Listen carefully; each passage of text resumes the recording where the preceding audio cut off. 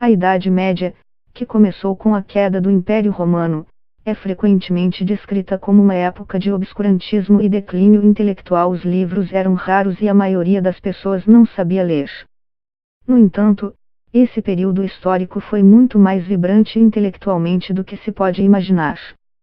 Nele surgiu uma série de problemas de lógica para afiar a mente dos jovens, incluindo o clássico desafio da balsa ensinado até hoje sobre o homem que precisa cruzar um rio com um lobo, uma cabra e uma cesta de repolhos.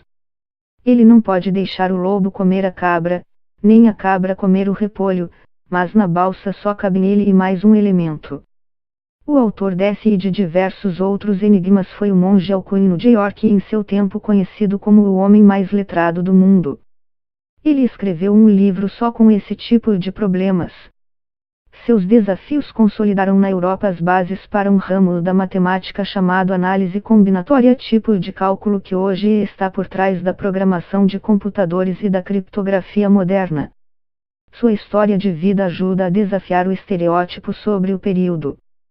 Quando Alcuino nasceu, por volta do ano 732, a Inglaterra era uma colcha de retalhos de pequenos reinos saxões e cristãos, um legado da ocupação romana região. Alcuino estudou na pequena escola que havia ao lado da Catedral de York, e mais tarde se tornou diretor.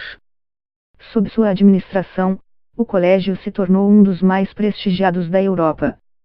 Ele defendia o aprendizado de matemática e lógica pelo valor do conhecimento, não como forma de encontrar salvação religiosa, como era comum na época. Alcuino reunia livros escritos à mão em uma renomada biblioteca.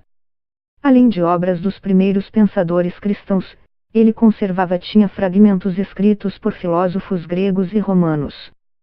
No século VIII, os francos, que governavam uma região que hoje é da França, expandiram seu reino sob a liderança do rei Carlos Magno.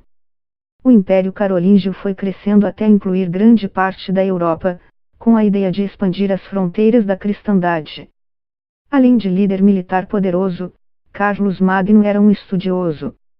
Diferentemente de muitos outros governantes da época, sabia ler e o fazia com frequência, especialmente os livros de pensadores clássicos. Em 780, ele criou uma corte de intelectuais e se propôs a chamar o melhor professor que existia. Todos sabiam quem era. Foi assim que Alcuino saiu de York para a capital do Império, Aachen, hoje na Alemanha, onde se tornou professor do imperador. A partir de então, ajudou a estabelecer escolas em muitas das catedrais do Império até se tornar abade, cerca de 15 anos depois. O monge foi o responsável por um ressurgimento intelectual tão significativo que por vezes o período é chamado de Renascimento Carolíngio. Ainda que todos os governantes da época venerassem os livros mais por considerá-los bem valiosos do que pela sabedoria que continham, a sua mera manutenção ajudou a preservar parte dos conhecimentos antigos e fomentar a crença de que valia a pena fazer perguntas sobre a natureza do mundo e obter respostas sem a inclusão de Deus na equação. Embora a ciência não fosse como a de hoje, o conhecimento desenvolvido e preservado na época, como a aritmética e a geometria, criou a plataforma intelectual que tornou possível o desenvolvimento da ciência no futuro. Muitos historiadores consideram a vida de Alcuino de York como um ponto de inflexão importante da história intelectual ocidental. Diferentemente dos livros complexos escritos pelos gregos, o trabalho de Alcuino trazia elementos da vida das pessoas. A cabra, o rio, e incentivava os estudantes a pensarem por si mesmos.